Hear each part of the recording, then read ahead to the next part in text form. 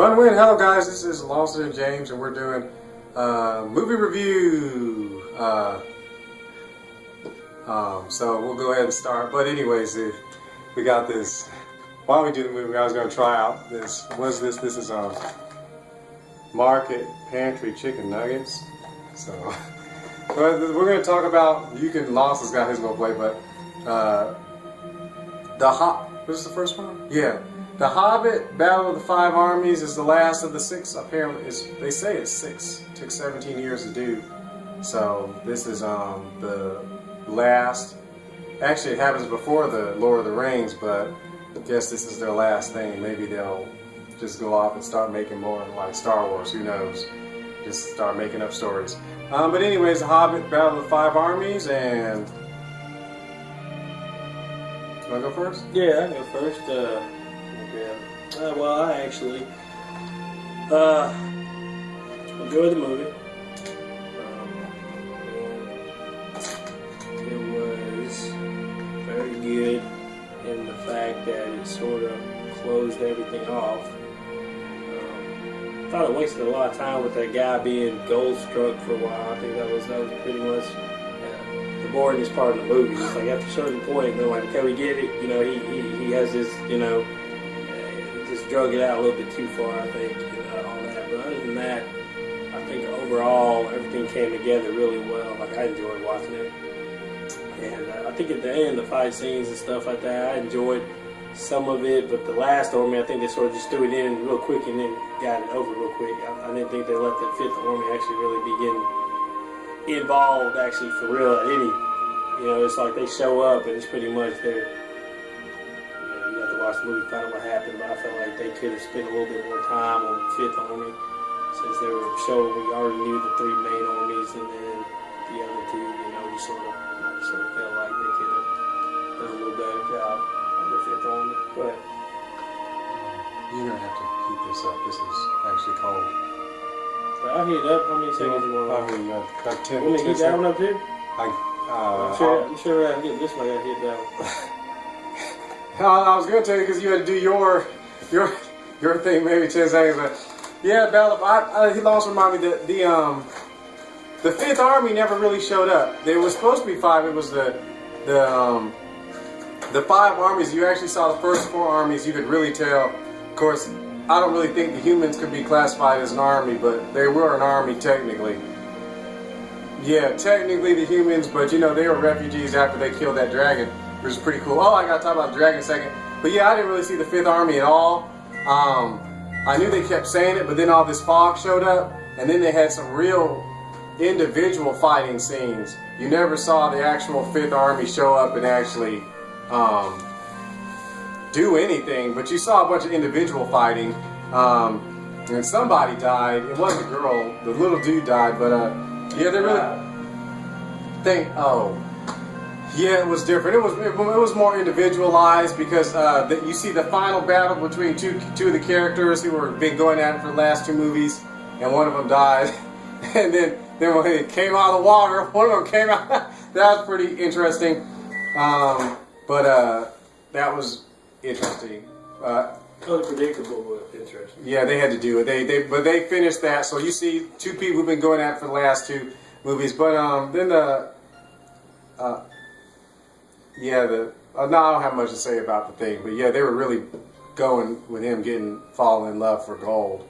That was just really odd. But of course, I guess you have to read the book to know exactly what. Maybe the book explains a little bit more because they're really going at it. I liked two parts of the movie. One part was when the Lost in particular, but when the elves jumped over the dwarves, the little short people?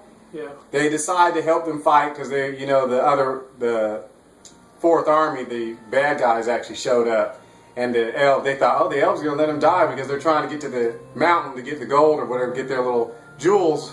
The love of money is the root of all evil. That's pretty messed up. The humans were going because they need to rebuild their society because their thing got destroyed by the dragon or whatever. But the elves, they were just coming for some family jewels or whatever. But anyways, But it was the beginning of the movie. They showed where the elves didn't help his family out. At the beginning of the first movie, it showed like the elves didn't help out because, well, he's so greedy, man. About that dragon over there. Nobody's gonna fight no dragon. Oh, and the dragon showed up because of the gold too, and just said on top of the dragon too. Yeah, the other thing was I think the elves was the second favorite part of the movie. That was the second thing I liked. The first thing I liked was when the father was going to kill the dragon. I liked it because he told the kid to concentrate on him and not. So I thought it was like, that's really neat, you know. I thought that was a good thing because the kid was looking back at the dragon, but the father had to help use the kid's shoulder or something to shoot the arrow that killed the dragon. I think the dragon just kind of just died. He didn't really have any major, after all that talking, he just kind of fell out the sky. I mean, he didn't even wheeze or anything. Didn't burst. Yeah, he did wheeze, man. When he was flying up, he was like, oh, making all that noise. See, you ain't seen the movie in so long. That's the problem. It's only been like 2 weeks or so. You ain't watched that movie 2 weeks ago, did you? But you would remember the wheezing, man. He wheezed a lot before he crashed. Well, I mean, I expected the burst in the flames. And he did a lot of damage, too. He killed a lot of people. Yeah, he killed a lot of people. But I like the movie. I like that part of the movie because the kid helped his father. I don't know where the kid came from, but he jumped out of the boat, man. He jumped out of the boat. Oh, that's right. 2 weeks ago, you might have forgot.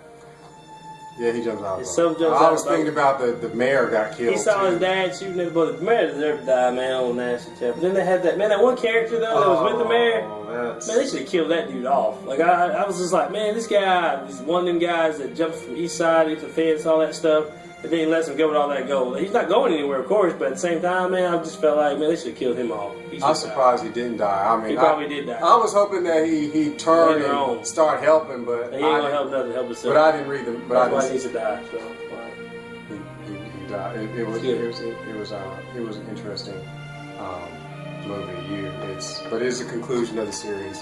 So that's that. Do you want to try one of those? Try one of these? No. Yeah, it was a good movie, and that little love story and everything like that. I'm sort of happy that one of them died, man. You hardly ever get movies like that, and I felt like that was a good thing to do because you always get these happily ever after, you know. A lot of things about happy. She wasn't supposed to be in the story anyway. Who cares if she is or not? He got killed. She ain't in the rest of them. So I mean, it was odd too because I wonder if the character actually died in the book. Why don't you read it, man? I mean, if you you can read the book and find out. The books are boring to me. I was just wondering. You can read the book to find out. If you don't read the book, don't worry about it. Well, I mean, the character dies in the movie, so I wonder. Yeah, but the girls watch the movie, so you have to. The girl's not supposed to be anyway. But anyways, live, move, be. That Lawrence has just tried some lemonade from what's his face. Good. Target lemonade. Man, you saw my face when I first said it. I figure out. You figure what? Herbert's lemonade. Herbert need to go back to the vineyard, man. Herbert need to put some sugar in that thing. I guess it's like an all-natural thing.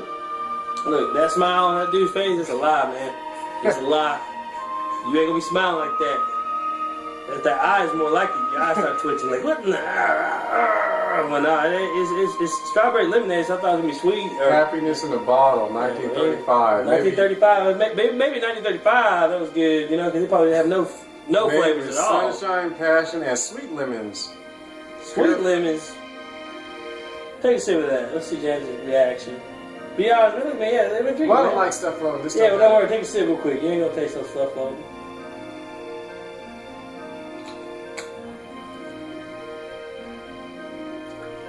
Yeah, exactly. Was he smiling when he licked his tongue out? No, thank you. False advertising. Sweet lemons.